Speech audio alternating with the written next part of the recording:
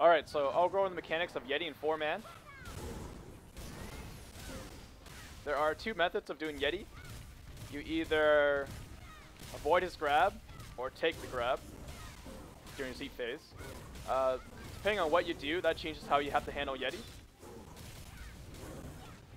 And I'll show you guys both methods.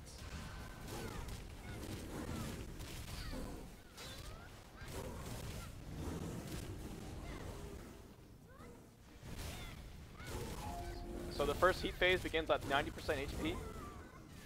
And I'm going to avoid his grab.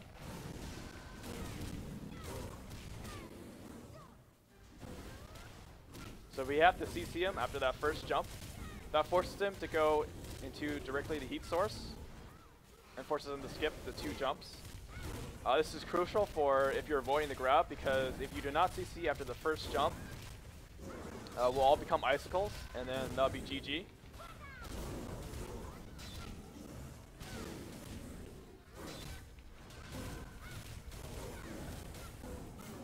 And it's very important when you CC during his jumps, you only use like double stuns or double days. Do not grab him, knock him down, or even aerial him, or even pounce him, like pin him with the cat. Like, do not do any of those, as that will mess up his rotation. So his next phase, his second heat phase, can begin at 70% HP. This time I'm going to let him grab me. So I will have the heat source, so everyone needs to come over to me.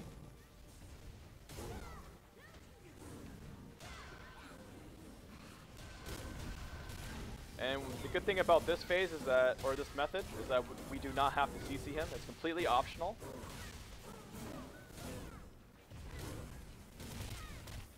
He will do 3 jumps, and then we will have a lot of time. We won't become icicles.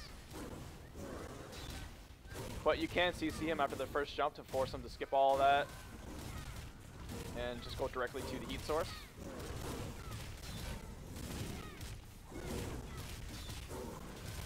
Okay, the third heat phase will begin at 50% HP.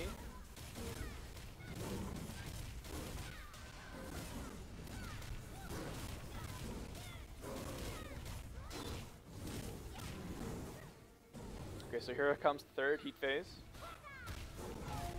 For this phase, he's going to act as if we avoided his grab. He's not going to give us a choice. So you have to CC him.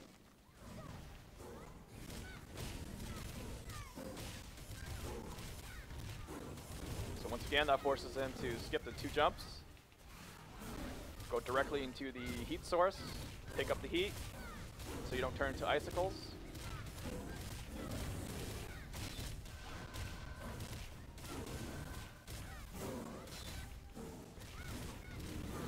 Okay, his cold phase begins at 40% HP. So DPS him down to 33% and stop there.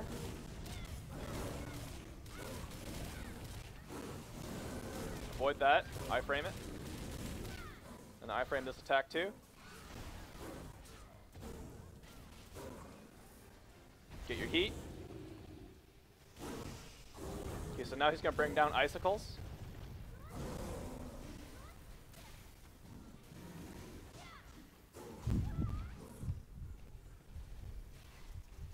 If there's a double like this, try to get both of them. Or not, because Yeti will hit me and not let me get it. I guess he is a troll.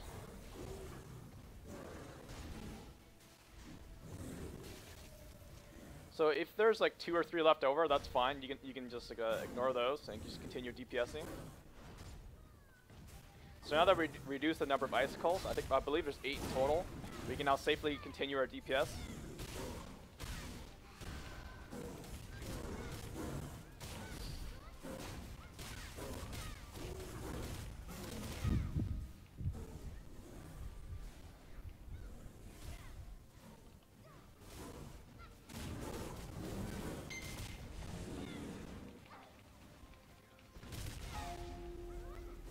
So when he drops below 33%, he will absorb the cold. So if there was any ice, he would then have some stacks.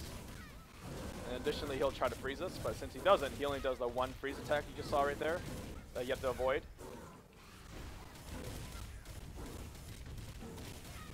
So you just keep hammering away at him. So he's gonna drop more icicles again. So as soon as they land, get them as soon as possible. If you see a double here, jump into it, and you'll get both for the price of one.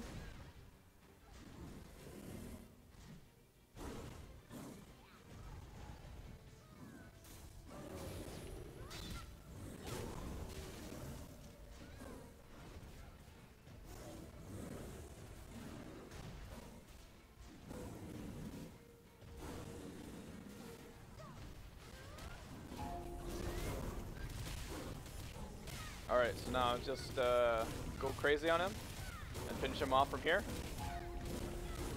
I frame that. It says that he has absorbed one, but he's not going to do any additional attacks. He'll just do his jump and that'll be it.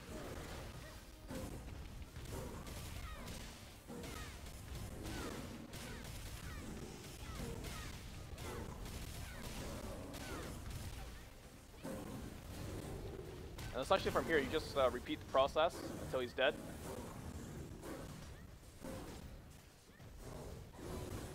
If you do have an FM to do frost sheath, you can continue DPSing him past 33% and not wait and get the icicles. You can totally ignore that, but you have to time it carefully to protect yourself and the party. I'll explain that further in details down in the description below. Thank you for watching my video. I hope that helped.